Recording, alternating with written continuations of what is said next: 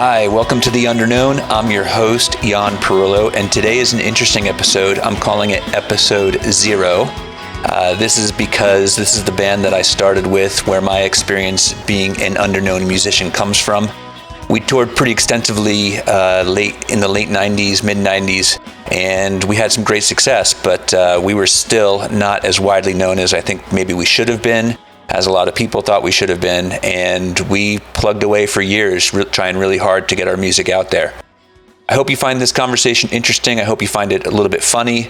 It's a little bit of an odd one because I am both the host of the episode and I'm also a guest on the episode because I was part of the band, and so I try to guide the conversation as best I can, but you'll hear this one's going to be a little bit different than our typical episode. So I'm going to start us off with one of the first songs that we wrote, and it's called Spiral. Drag me down, won't you pull me under? Tell me there's no new time to dream. Hold me down. Well, hey guys, this is going to be pretty fun, I think. Today, I'll introduce the three of you. So we have Troy Williams. You know, Troy, your claim to fame to me is being you lived 1 year twice. I mean, you're the only person I know that's lived a year twice, which is really unbelievable. And Kurt, you have the distinction of being the best guitar player in a band that you play bass in, so that's awesome. You must like that. And Jeff, you have the honor of making a lot of bartenders and waitresses able to pay their rent on time. That's we all have our great claim to fame. And of course, I'm Yon Perullo, the host. And Jeff, why don't you start, just because you were the original member of what was called Barbecue Iguana that eventually sort of became Toad House, but not really. Why don't you give the genesis of the band and how this all came about and what you remember about all of us kind of joining you and joining Toad House? Well, it's probably like a lot of bands that started out of college, just people who played music, who wanted to put bands together and then want to play parties, want to get free beer, want to meet people. And eventually after all of the dorm parties and the frat parties, we started playing out, and that band fizzled out, and we realized that this is something we really want to do. And so we started seriously considering auditioning people and putting together the band that would start touring. After multiple iterations, probably 2 years of different drummers, different bass players, we put the band together that ultimately toured for about 7 years, somewhere. Everybody's memory is fuzzy, between 800 and 1,200 shows somewhere. And the lineup, except for keyboards, which eventually dropped out of the band, this is the lineup that stuck. Yeah, this is the lineup that I always think of as Toad House, and this is kind of the one where we made most of our original music. This is the one where we actually made our best go of touring, of making a living doing this. Do you remember how the name Toad House came about, Jeff? Because it's a ridiculous name. Oh, it's terrible. But it was the best of all of the terrible names. That's exactly my recollection. It just sort of rose to the medium level, and we picked it from there. It was like the one that none of us was like, oh my God, that's the worst name I've ever heard. And we're like, it's not very good, but none of us hate it. Oh, yeah. And then, Kurt, you were the next one to join it. And you had like you came in once and you left for a little bit and then you came back again. Do you remember how you came in? I kind of remember you, we just kind of knew you from around, right? I was trying to remember, it's really odd. I don't remember exactly how we met. I don't either. I do remember at one point, it might have been, I might have actually answered an ad at one point. I do remember coming in and going to see the band when I wasn't in it at the Pelham in Newport. Mm-hmm. And then I remember and this is like in 1992 sometime, like late 92. And then I think I might have like answered an ad or seen an ad in like the Phoenix or something that said that you were looking for. I don't know if that's where you guys would be looking. Yeah, that was the only place we placed ads. But I think I saw it, and I reached out, and I remember doing an audition in the rehearsal space on Union Street in Providence.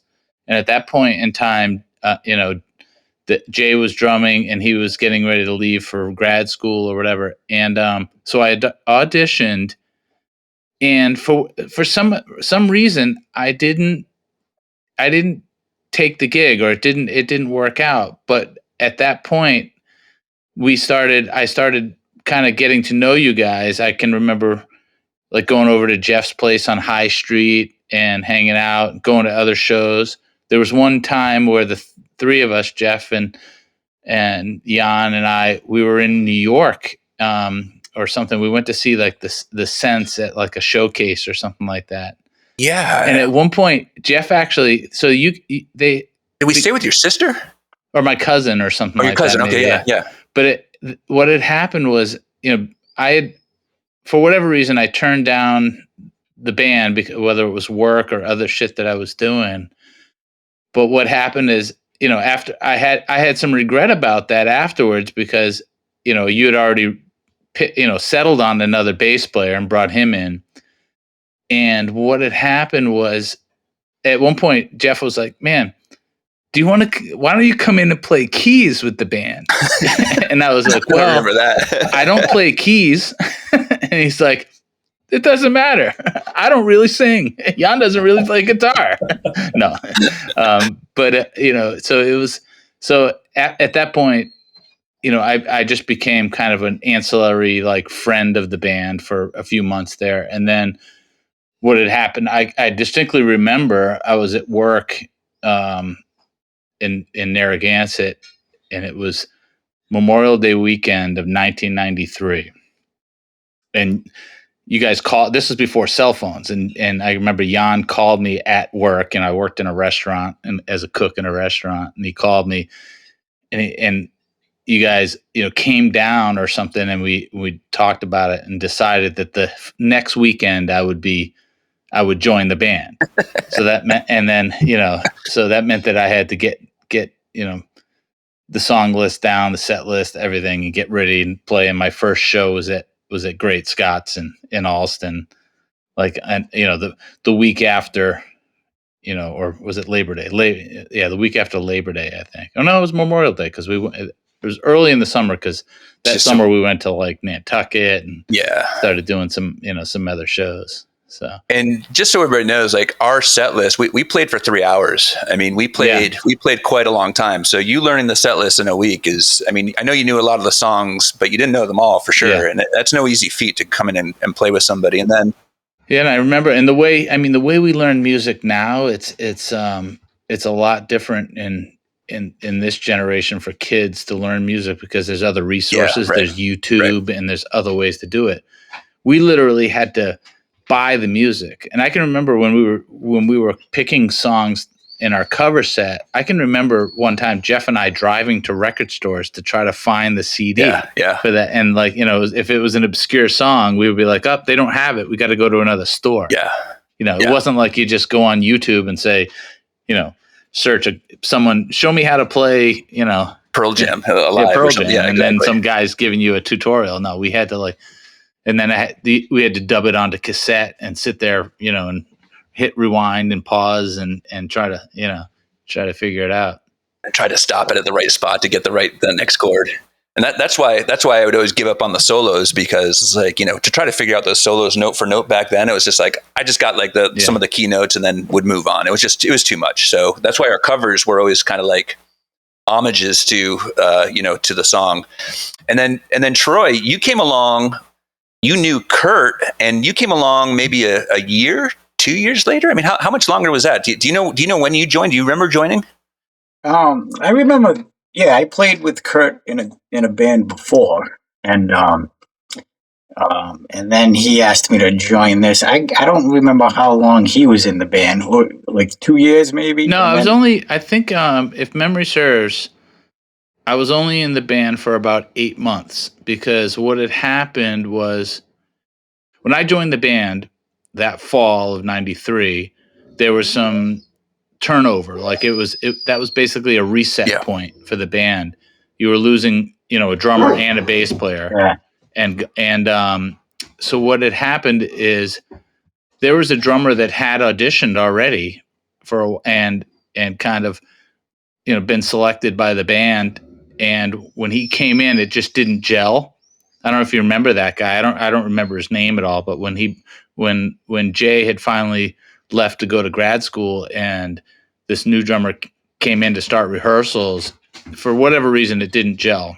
And this is right out of the gate. And so He actually didn't show. We offered him the gig. I mean, yeah. He accepted, and then we couldn't get in touch with him the entire week before the next gig.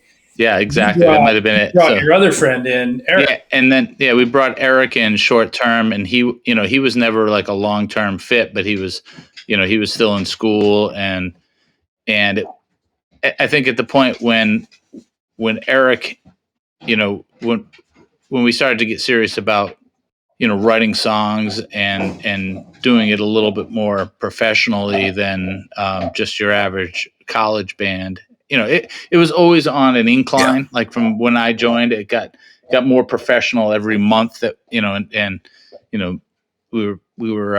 I think everybody in the band had a really good business sense, and that's what made it.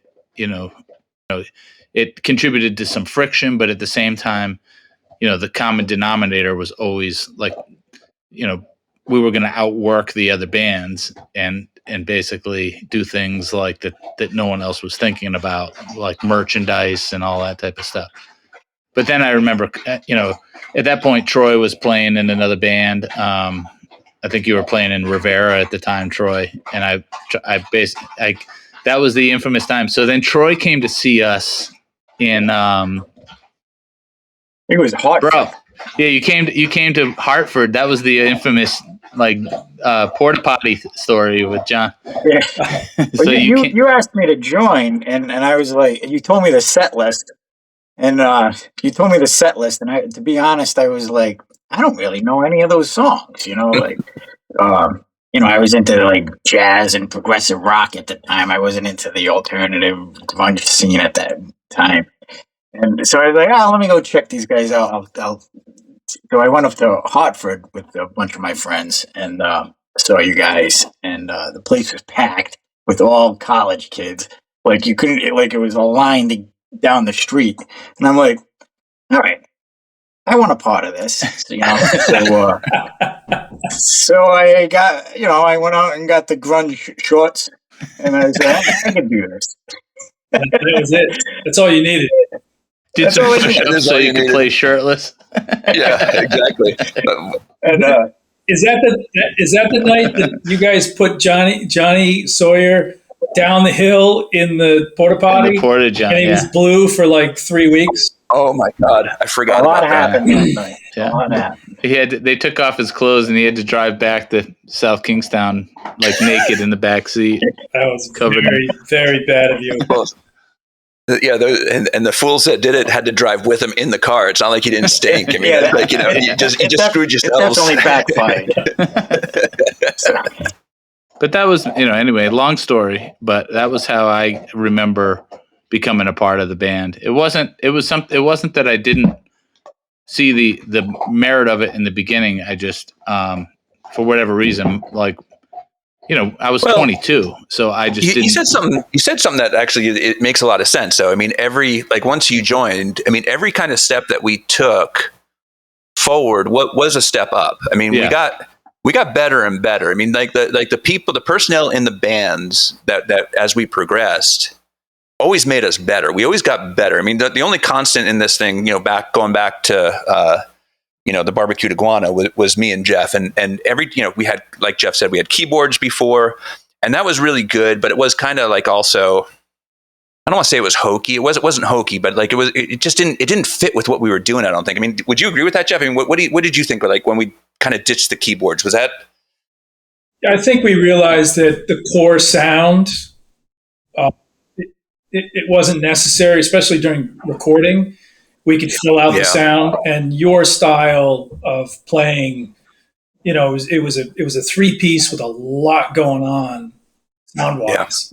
So it wasn't necessary any longer. It didn't really add to it, except with some of the monumental cover tunes. If we did, Where the Streets Had No Name, it made the song in the intro, right? But once the song started, it wasn't necessary. So, and then for the originals, I don't think we ever had keyboards on originals. I don't think we did either. I did in the studio, not in the live production. Yeah, I think the same thing. Like when at that point the identity of the band was a quasi, and I'm talking like 93. It had a little bit like a lot of the cover set had a lot of like new wave stuff in it, which was, and to have that element. And then, when Dave the Wave was the keyboard player, when he left the band, I think that was we realized like there were bands out there like Stone Temple Pilots and that type of stuff that were covering a lot of ground, and then some of the bands that I know Jeff and I liked, that I kind of think that we made up for some of the extra sound and keyboards with vocal stuff. What I mean? We added more vocally to make it, a little bit, to round out the sound a little bit. Well, that's an interesting thing too. We always hear about bands, how they kind of like all of a sudden they take off, and we did that to an extent, not to the extent that the bands that you would still know today took off, but it kind of like as we found this, as we stopped looking for keyboards, and as you came in and you harmonized, and as Troy came in and just like I said, every step of the way we found that sound, and we were also beginning to get influenced by some of the grunge acts, because we started right at the beginning of that whole thing. I mean, for me, seeing Alive by Pearl Jam for the first time was like, what the hell is this? I mean, that was like mind blowing to me, and so that really kind of changed the game for us. And our sound, I don't think our sound was derivative, because we were also influenced by so much of that new wave stuff, like you mentioned, Kurt. But it definitely influenced the direction of where we went with our originals.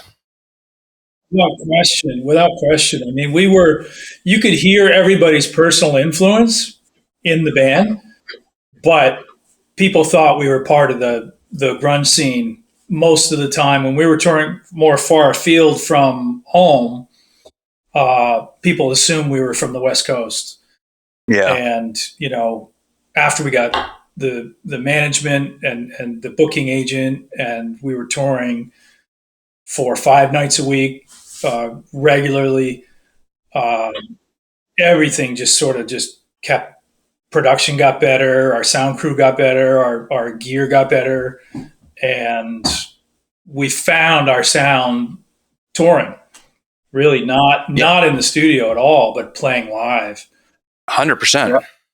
Yeah, we would do songs for practice. I mean, for like sound check or something like that. Like I would start a riff, or Troy would start playing something, and Kurt would jump in, and I would play, and that could often turn into a song that we would do.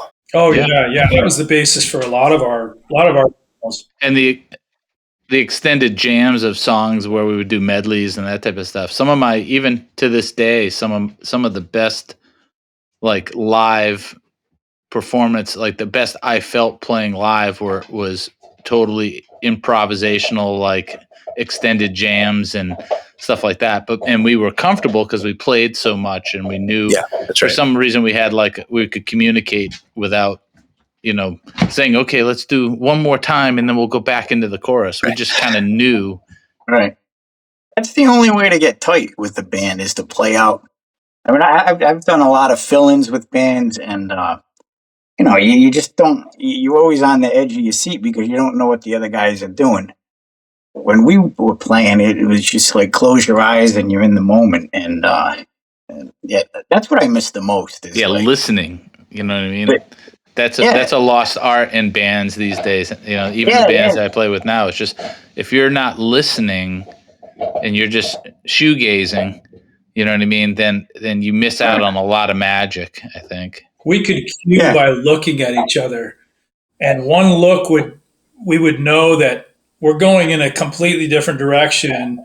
No one would count it out. Nobody would do a symbol or anything. It was just like I would look at Jan and he would just smile and go into something else, and you guys would follow, or vice versa. You would look at Troy. You would look at Troy, Kurt, and Troy would be like, "Oh yeah, I'm going to start throwing down that thing we were working on 3 days ago." Yeah. No agreement. There wasn't a lot of train wrecks either.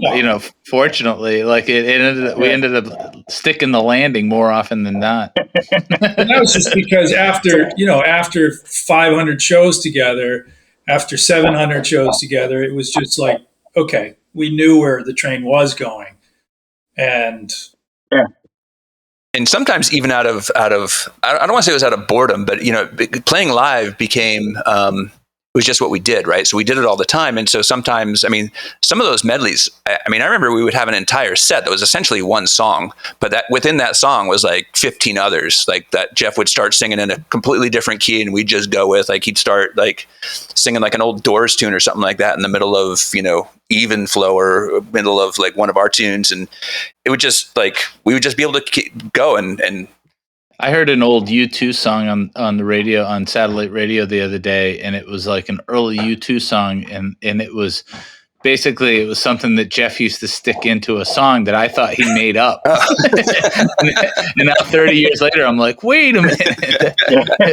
Was that "Won't You Be Back Tomorrow"? Oh, yeah. Won't you be back tomorrow? I was like, wow, that's pretty cool. And then I was like, oh, that was ripped off. Absolutely ripped off. So let's speak about not ripping stuff off. Let's talk about our songs and how we started to write, because like you guys said, we didn't have a lot of studio time. We had a freaking awesome studio, that one, and wherever that was, Kurt, that you said the address of. It was like the super high ceilings, looked out over some street. I love that studio. All right, I'm going to stop you right there.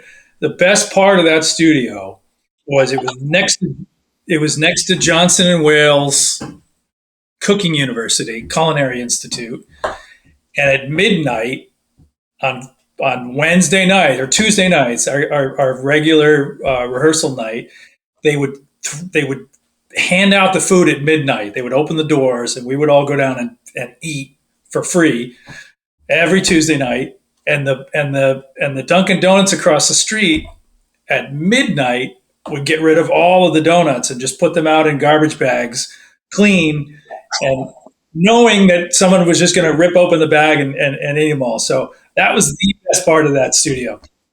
What was the pizza place over there too? Like, there was a Greek pizza place right around the corner that we used to go to a lot. Right across the street. Right on. But yeah, that was on Union Street. That building's still there, but they've done a lot of, like, the Dunkin' Donuts isn't there anymore, and that whole corner is gone. But I drove by there not too long ago, and the building's been kind of revamped and stuff. But yeah, there was a lot of. And there wasn't a bathroom either. That's why the Dunkin' Donuts is there.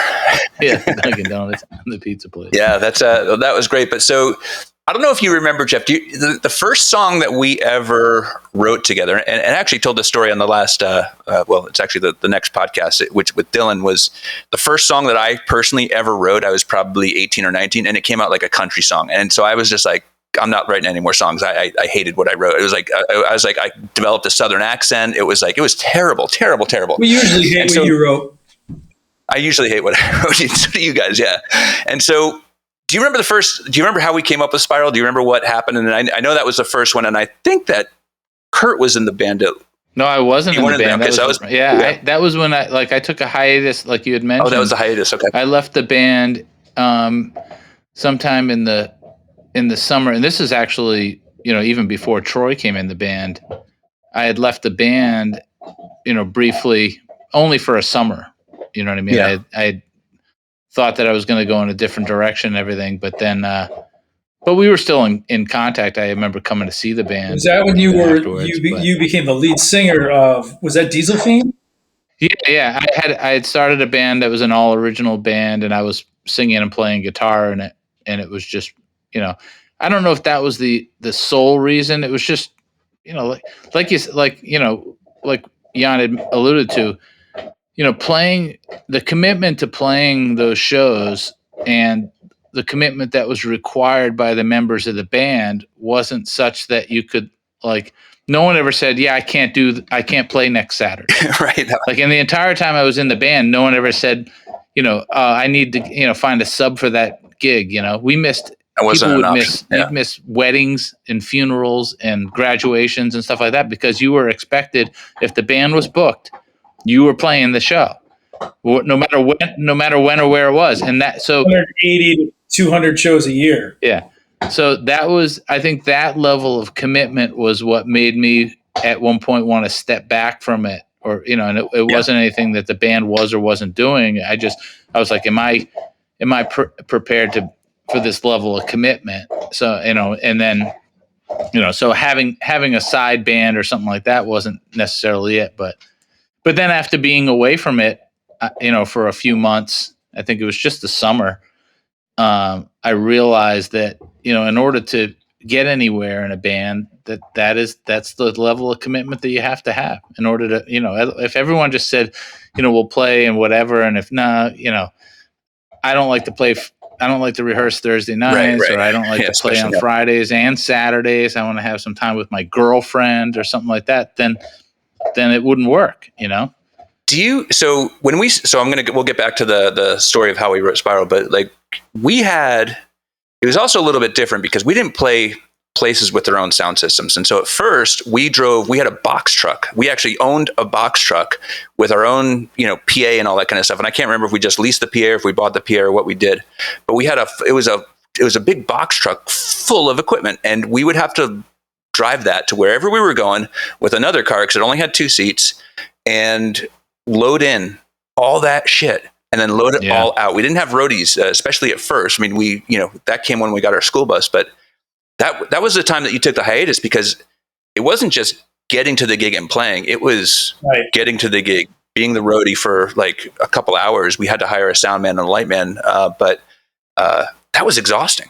Yeah. Like you said, we played a 4 hours, 4 hours a night, but it was an 8-hour shift. Yeah. We loaded in at 7, we loaded out at 3:30. Yeah, we'd often get there at 4 or 5 o'clock, scout it out, try to get a meal in, start setting up. And we had a 17-foot box truck. And then we leased from Earcraft in New Hampshire. We leased Aerosmith's old outdoor sound system from the 70s. I didn't even know that. I don't remember that. It was super cheap because the technology was so old. By even by the 90s, it was just old. Yeah. So I think it was $200 a week to rent.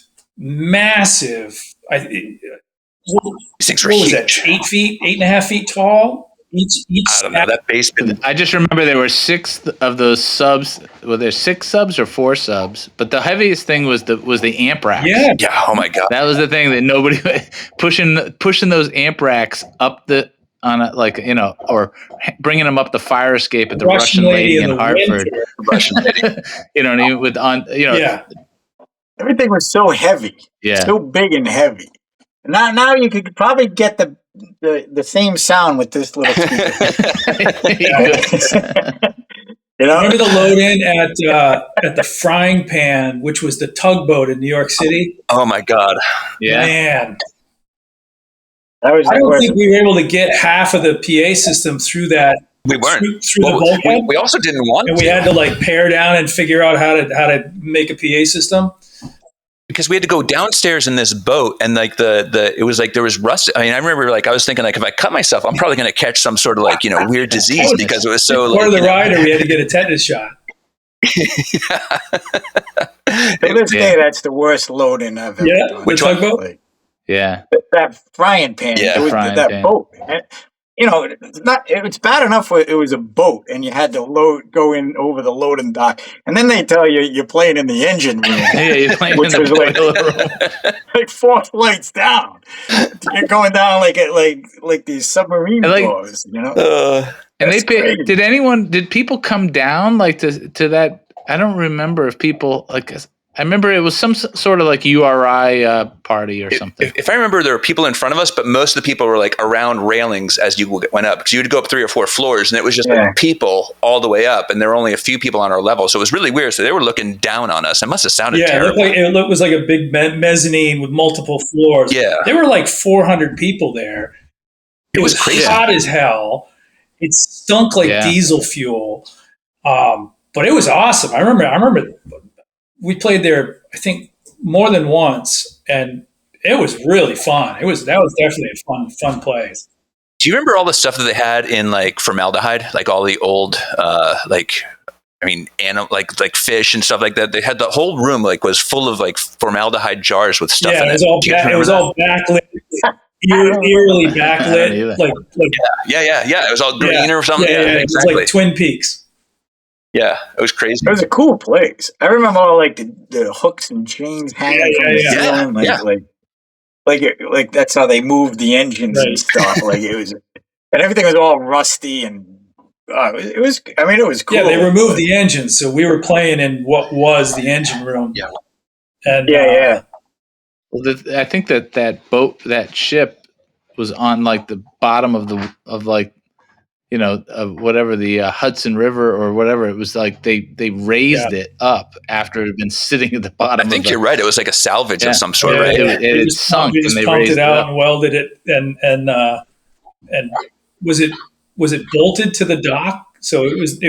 I don't think it was bolted to the dock. I think it was floating. I think they repaired it so it would float, but it couldn't move without a tug. We played that boat in Newport that actually at low tide Bob's was.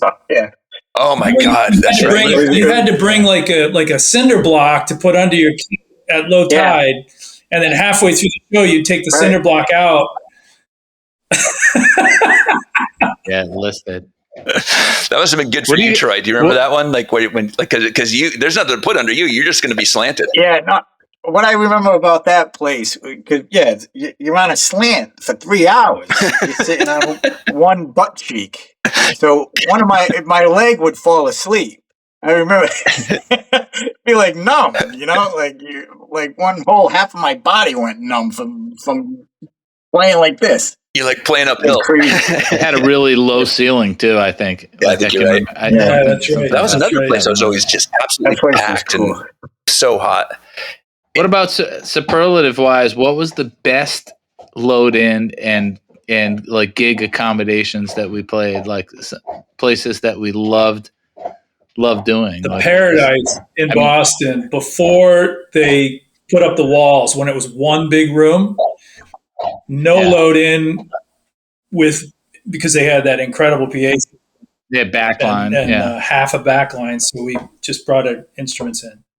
The harp was good too, like that, right? Didn't they have a good sound system in there? Yeah, the harp was like that too. Yeah, the harp. Yeah, I remember. I never used at some points. I stopped using an amp which is commonplace now in the 2020s. People use like amp models and those type of things, but I didn't use an amp at the harp when they put that new sound system in because I would just go through the wedges and it would be awesome. I remember you would walk in with your case and then pull out a little DI and just be like, here's my amp for the night. And it was a big deal back then. And we were like, I remember I was like, go get your amp, dude. Like, you're so lazy, just get the amp. And you're like, I don't need the amp. I'm like, of course you need an amp. And you're like, no, I don't. The other one that was good was Trade Winds. I mean, I guess the answer to that is any place that had their own sound system was a great loaded. Yeah, it was better loaded. Yeah. That's because we only had to carry in our own equipment, and that was so easy. But after a while, we did get. You remember, we got the yellow van, and we had other people that would bring the equipment for us, and that was a big step up for us when we started doing a lot better. We could hire that, and so we didn't have to do as much work. It took a big load off of ourselves. It was a lot more expensive, obviously, but the other great thing about that, and we always kind of had the same sound system come with us, but the good thing about that too, is always the same crew, and they would always know, like Mark knew the lights, and whether it was Steve or Buzzy or whoever would know the sound, and they knew what we were going to do just like we knew what we were going to do, and they'd anticipate it and put an effect on it if it needed to be there, or boost a signal, like even if it's like the floor tom or something like that. They would they would be able to do that. And it was quite a bit easier and a lot more comfortable, even though it was an old, yellow van / school bus. Yeah, I remember that. It was a 1987 Dodge Ram 15 passenger van. Yeah. With the bubble windows. Yeah. And it had, when we bought the van, that's another story, because I actually live within like 5 miles of where we bought the van from. Oh, is that right? I thought you meant it was still there. Yeah. We bought that van in Auburn, Mass, and I live like 5 miles from there now. I don't remember. And that I think about that all the time, because I actually know where that that place is. It's not a car dealer anymore, but do you guys know what we bought it for? What did we buy it for? I don't know. It was like maybe like $3,500, right? And they looked at us and they're like, "What are you going to do?" They're like, "Well, we're a band," and he's like, "Cash only." Yeah. Like, all right, we do have cash, so here you go. But it still had the handle where the stop sign would come out. Yeah, and it still had one set of lights. And then we got pulled over because we stopped it in the middle of the highway and just turned on the lights. I don't remember that. Stopped traffic for miles and then laughed and just kept driving. And then the cops pulled us over and made us take off the light bar right that day. Just like, you're going to pull over and this is either going in the impound lot or you're going to take that off right now. And we took it off and the stop sign and gave it to them.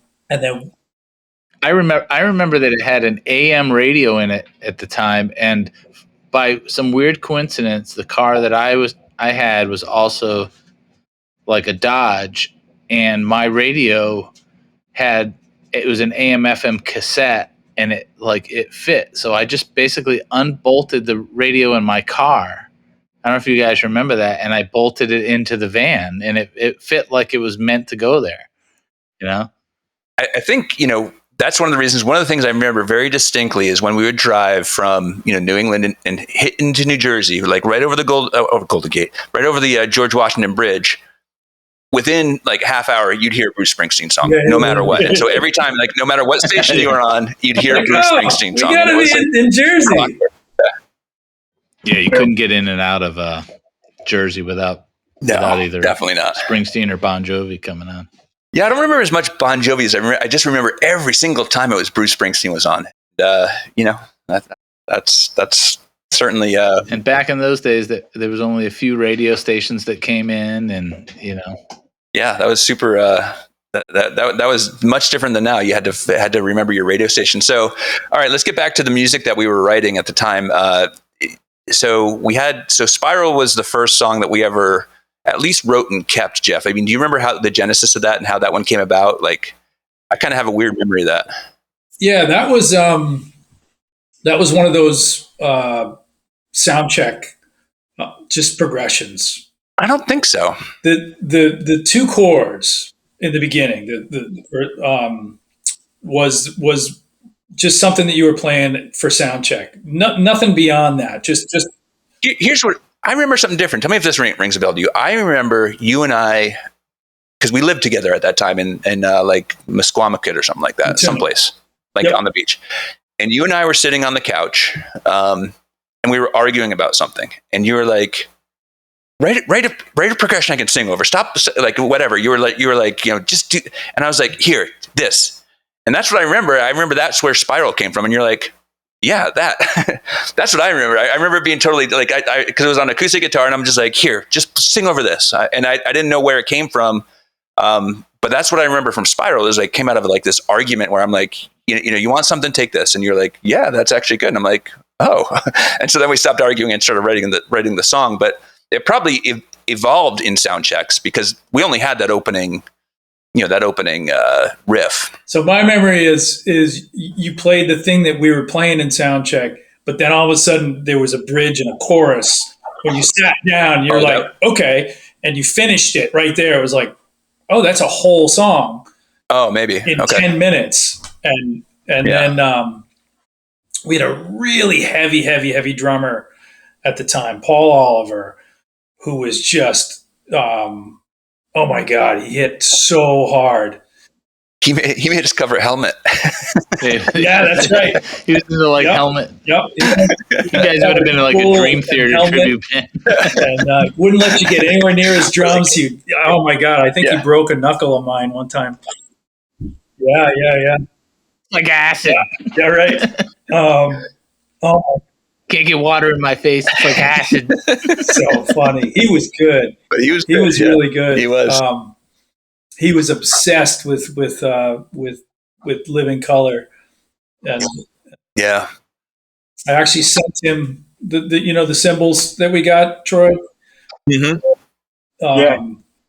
Will Calhoun stuff that we got from a sound man that Living Color owed him money, and Pat was our sound man for probably like 2 years, and he was Living Color sound man, and they put all of their gear from the tour that they won the Grammy during, and they put all their gear in his storage unit, and never paid him, never came to get it, so he just started giving shit out to his friends, and we got all this Will Calhoun, the drums he played on that tour, the cymbals he played on that tour. That was way later too. That was that was years. It was like 10 years after. Yeah. I will say though that Spiral, having had nothing to do with the writing, at that point of Spiral, I can remember seeing you guys play it live when I would come to see the band, and that was like kind of something that made me think, wow, when I wanted to come back to the band, it was something that I can remember it being like, if they can do something like that, maybe, because we had tried, and it wasn't anybody's. We had tried, to come up with songs, since I was in, I'd started with the band, and for whatever reason, just our process just wasn't efficient, I don't think. And I think that a lot of times, like, we really wanted to, we were swinging for the fences as opposed to just trying to come up with something that we could, develop our skills as writers. We were like, let's write a number one, the best song ever right now. Let's go do it, Jan. I also feel like there was a thing, and I can speak for myself. I don't know if I can speak for you guys, but like, if I wasn't pretty involved with it, it was harder for me to like it. You know what I mean? Like, so if it wasn't like, so if you would bring me a lick, I'm like, why are you bringing me a guitar part? You know what I mean? It's like, I want to do the guitar part. And now we have plenty of songs. Like, I mean, Ceiling was your guitar part. So we did get through all that. But at the beginning, especially, it was like, I think we all had such egos that we had to be, and I don't know about all of us, but I know I did. Like, it was just like, I wanted to be like the creative mastermind or something like that, as opposed to being a collaborator. And I think as we played together more and more, we kind of just learned that, shit, we all have good ideas. It doesn't have to come to, like, just because you wrote that guitar line, just like some of the stuff that we're working on even now, which we'll talk about in a little bit, it's written by you. It's like, I mean, and it's great. So why do I need to, think that I need to change that whole thing around to put a stamp on it? It's just ridiculous. And there's no way, like, even with Ceiling, like you mentioned, it evolved into something that wasn't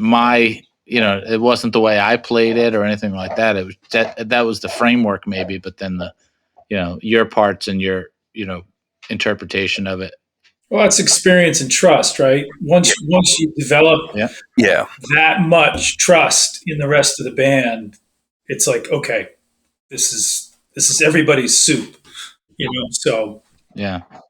I think the song Fade was the first song that was a collaboration of parts that we had both written that we stuck together. I think you're right. Like, I don't remember. I think you're like, one of us wrote the verse and one of us wrote the chorus, but if my life depended on it, I can't remember, like, music wise, like, No, I do think I wrote the verse and you wrote the chorus because I had that progression, because it was just a weird first chord. That's why I think I wrote it, because it was just like a kind of an odd chord, and then I didn't have anywhere to go, and where you took it is, like, I mean, now it's like completely logical where you took it. It's like, I mean, it's like, how could it not go there almost? But you're right. I think that was the one that we wrote that was just like really a true collaboration. I still love that song. Yeah. I still think that's our that is my favorite song that we did. Yeah, a lot of the people that listen to the music even to this day still think that, because then everything from like Troy's drum part, like how the drums come in and kind of build up and don't really come in till the chorus. Right. You know what I mean? Yeah. And then like a melodic bass stuff, and it's a well written song. Yeah, like the vocal stuff. We played that song live quite a bit, and I actually have someplace, I have a cassette of us working on that song for like an hour and a half, like, with just different ideas and different parts. But the vocal idea never came, like the backing vocals and stuff never came in until the studio. That was like a studio thing where we were just like, yeah, we never played it. I never sang on that live until we recorded it. And then I think that song probably morphed for like 3 or 4 months until we went to the studio, and then all of a sudden it was cemented into an arrangement that was going to stick. Wow. Everything before that was just this one a little long, and this, I'd probably nod, and you guys would then go to the chorus, or very, very loose framework.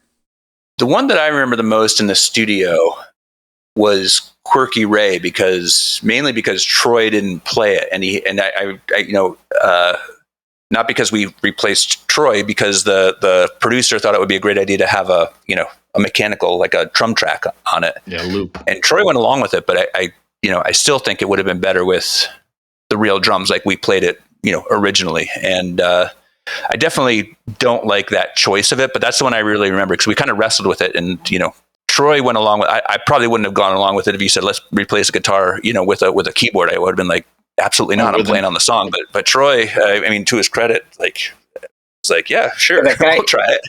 He got that new. It was like a DVD of all drum parts, and he was so excited about it. And he's like, "Oh, listen to this!" Well, Alanis Morissette had just used that same percussionist. Right. And had won a Grammy. So he picked something off that same DVD and was like, "Here, you guys, use this. This just won a Grammy." So he picked a different track. Yeah, it was in that like that One Hand in My Pocket song. You know what I mean? That was the same. It was Yoshiki or whatever his name was, yep. And that was the same thing. And that was we were trying to put something into. I mean, it would have been.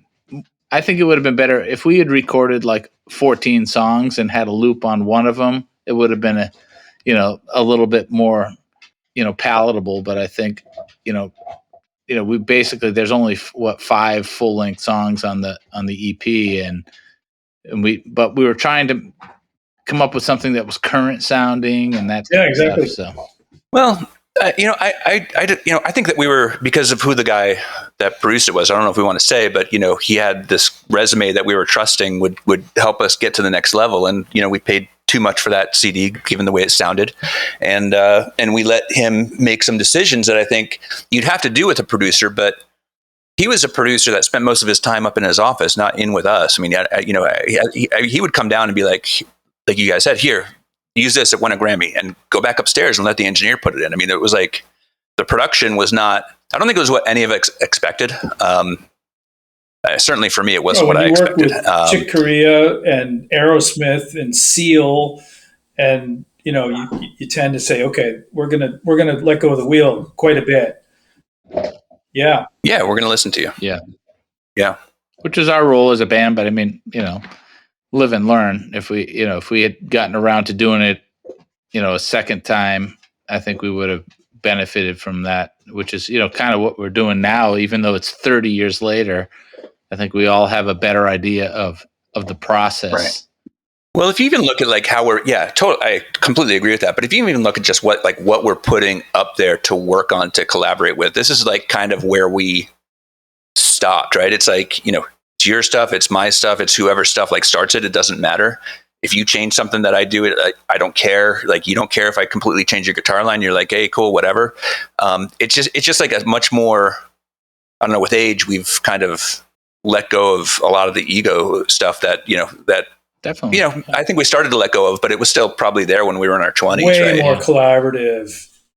And I got to say, like when we had the idea, I don't know how long ago it was that we had like the Zoom call where we talked about collaborating on stuff. I mean, I thought it would be fun. It would be something that I would enjoy doing, but it wasn't until I started hearing like the things that people were doing that I got super excited about it, which is, and I've been, as you know, I've been playing all along with different bands and original bands and as a side musician for bands and stuff, but it's, hearing some of the stuff, like when Jeff sent back like even just an acoustic track with a vocal over it, I was just like, wow, this is, even as it stands there is something that, there's something there. There's something to be excited about. And it is. You can only assume that if we're excited about it, or if any one of us is excited about it, then the people who like the band would be equally interested and excited to hear But it. doesn't it isn't it interesting that it sounds like us right away? Yeah. Well, no. I mean, it has to. I mean, because all right, here's my take on that. Like Troy and Kurt they continued playing music the whole way through. You and I, Jeff, I took a break of 10 years. I remember the first time I played guitar after Toad House was at Troy's wedding, and I was freaking mortified. It was awful. I remember we played Sympathy for the Devil. We just covered, and you guys everybody talked to me like, it's going to be super simple. How can you mess up Sympathy for the Devil? Well, I did. That solo was like the worst thing that I've ever played.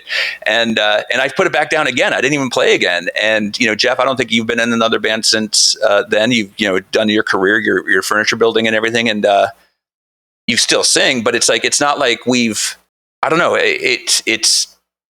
It would have to sound. I mean, it's just we're not going to. We didn't change our completely styles. You know what I mean? We still do things. I'm still kind of the same guitar player. You're still the same singer. We've grown a lot, but I don't know. I expected it to sound like us, and I didn't expect it to be so easy to collaborate across country, because obviously I'm on the West Coast. You guys are on the East Coast. It takes longer than I think what we'd like. If we'd probably knock these things out in no time if we were in a room together. Yeah, if we got together weekly or something like that. Yeah.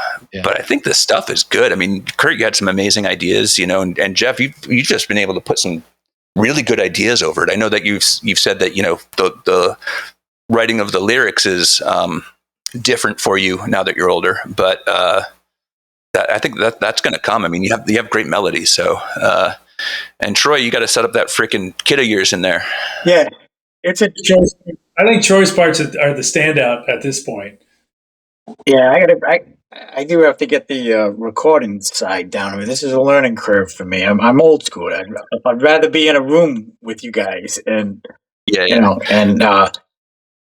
I have ideas of different stops and different goes, and and you can't really. It's like, oh, okay, what am I going to make them record it over again? And you are. Of course you are. Kurt and I. It's not a big deal for us to record these things over again. Kurt and I have I have a pretty decent setup. Tempos. Kurt's got an okay setup. Jeff has a terrible setup. Jeff records into his iPhone with a speaker and his voice. I mean, it's but it still sounds good. I mean, you just got to stick an idea down and say, put a stop here, and we'll put a stop there. I mean, it's not. It's going to come. Yeah, it can be done with a basically a click of a mouse too. At certain points once we start getting certain things down. But so that's let's talk about after we stopped, the one thing that we did do together was 2015 or 14. I forget what year it was. It was a long time ago now. 2014. But we did a reunion show for in Boston at the Hard Rock, and that was really fun. That was kind of the first thing that, I had to buy all new guitar equipment because I didn't really have anything that worked. My old Rivera amp didn't work anymore. And, Jeff had half my stuff. And your Korg effects rack oh my God. erased itself because it went dormant for so long. It just erased. I had no idea it had a battery in it. That was such a loss.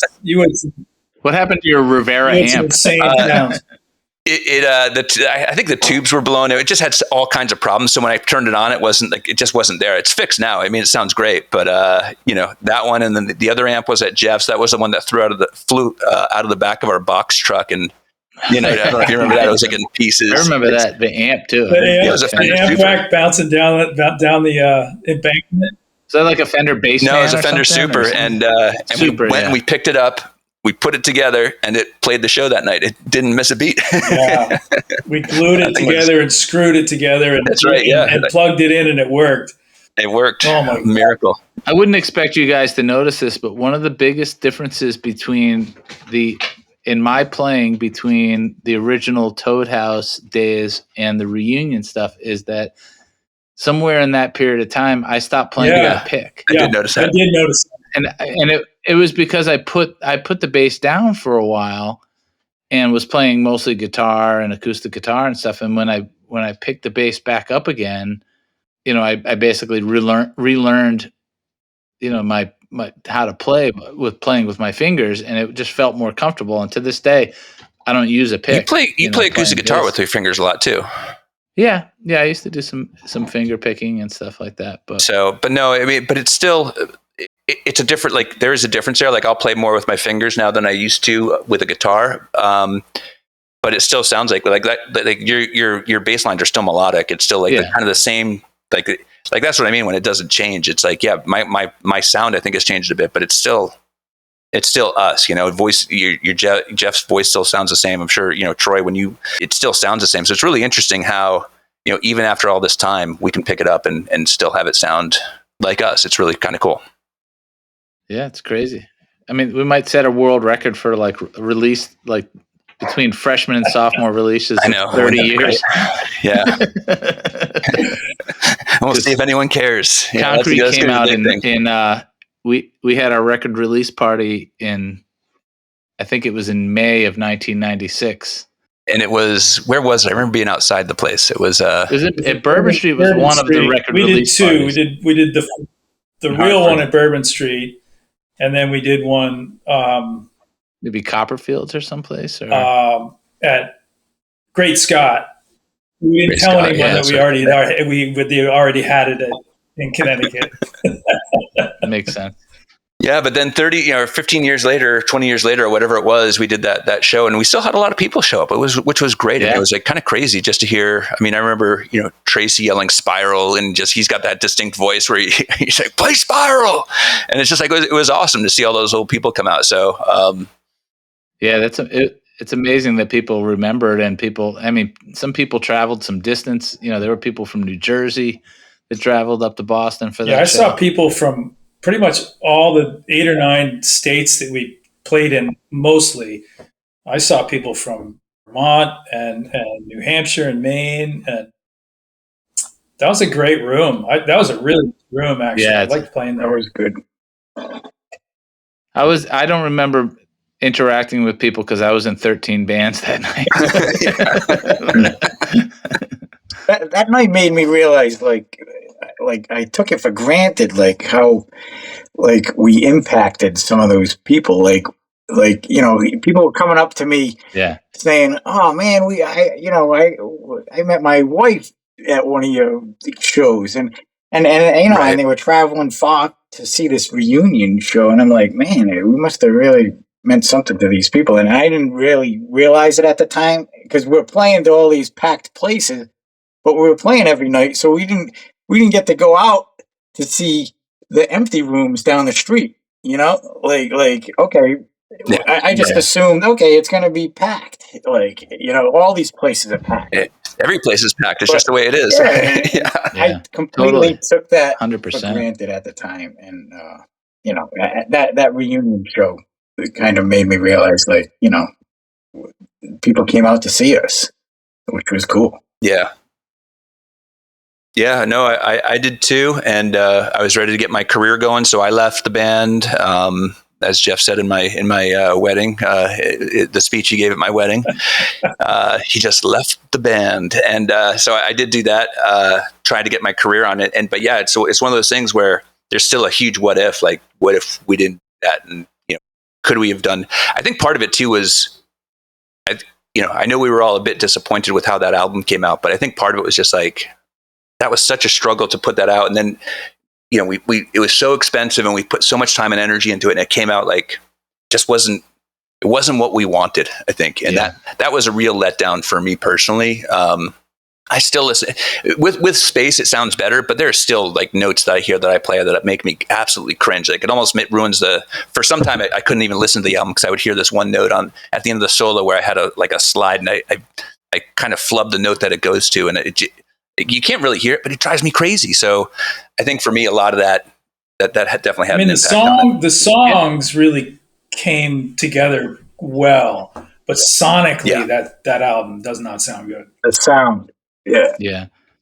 And I think one of the under, like, one of the under currents of it too is, we were a really great live band, I feel, and my memory of recording my parts, at least, was that we did basic tracks, but then we all went in on our own and did our individual parts. Yeah.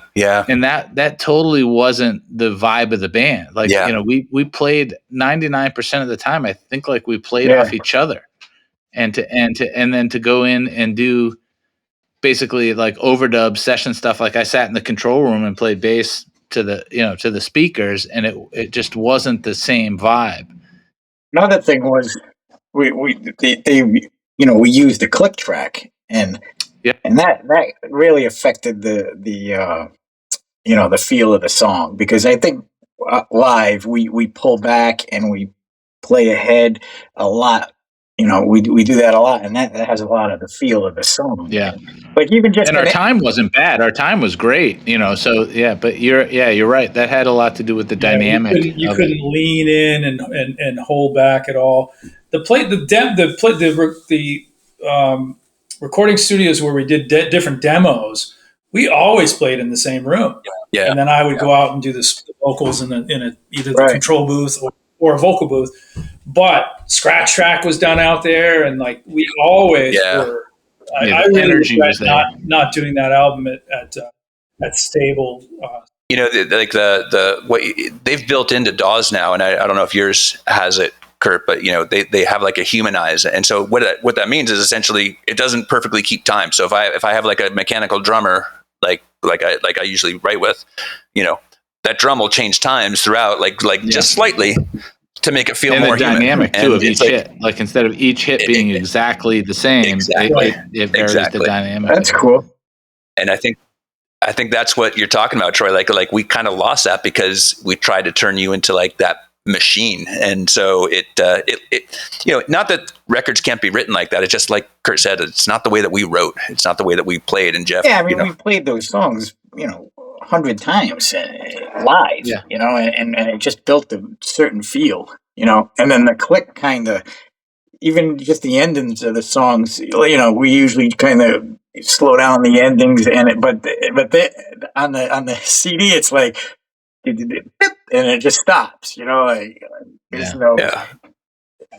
I thought that some of the live videos that we captured from the reunion show in 2014, I thought that some of those versions of the songs had more energy and presence than the recordings. The sound the sound there was crazy too. That's another thing. We were used to.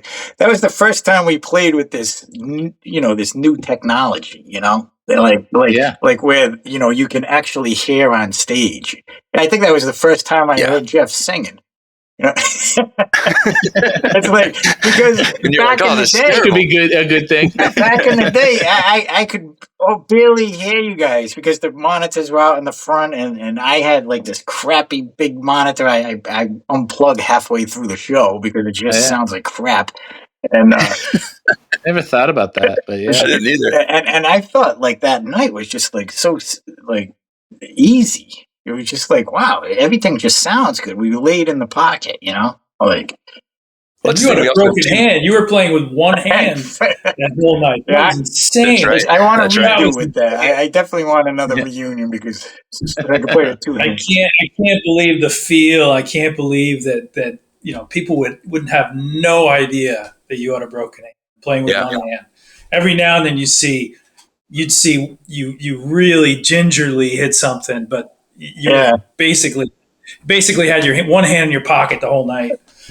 That was a challenge, but it worked out. So awesome! Well, guys, thanks so much for doing this. This is really cool to kind of walk down memory lane and talk about what we used to do, how we used to do it, and something I think we all miss a bit. So it was really nice to spend an hour with you guys. Absolutely, sure. When you're moving back to the East Coast? Oh, yeah. You should buy a beach house here. Sure. I'll stay in it when you're not here. They have them in like Newport, don't they? Had like on 10 Mile Drive or something like that. I'll buy a beach house there. One of those Absolutely. Well, I don't know if you guys know this, but the house that you guys lived in Matunuck, it was for sale. Oh, really? Recently. I didn't know. I would have no idea. I think it was for the bargain basement price of like 1.2 million. I think. See, you guys should have told me. That's not been rented for years. No, and it's still got the the big like the fence or gate that opens up and you drive into that. But yeah. They rented in the summers, but it hasn't been rented to college kids again. I wonder why. The college kids are so good to homes. Yeah. Rumor has it that someone left their wetsuits in the shower all the time and it destroyed the place. Yeah. All right, guys. Thanks for doing this. I appreciate it. All right, absolutely. Cool. Yeah. Good seeing you guys.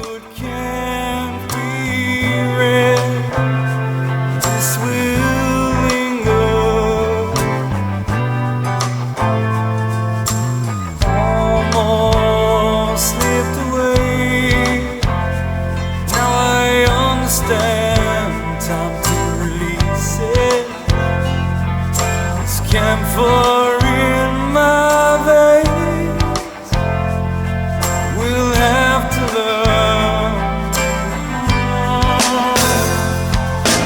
feed my empty head, breathe in time to save it, to read what can be said. This will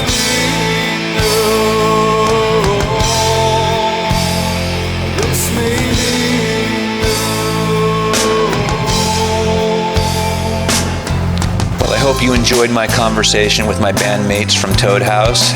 Thanks to Jeff, Troy, and Kurt for joining me for that conversation, that trip down memory lane for me, and a bit of an introduction to my background and where I came from for you, and why I'm interested in listening to and talking to artists that haven't quite made it to the mainstream yet, those people that are underknown still.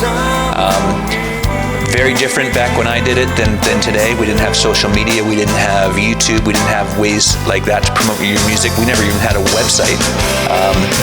I think that comes with pros and cons in terms of promoting your music. We used to use mailing lists that we would have people sign up for, and always have clipboards out at our shows that people would sign up, give us their address, and we'd send them a postcard in the mail every month, and they would come and see our shows. So definitely different times, and we're going to explore how different things are today, and what the struggle is like today, and look forward to hearing those stories from a lot of different artists. Thanks for joining me.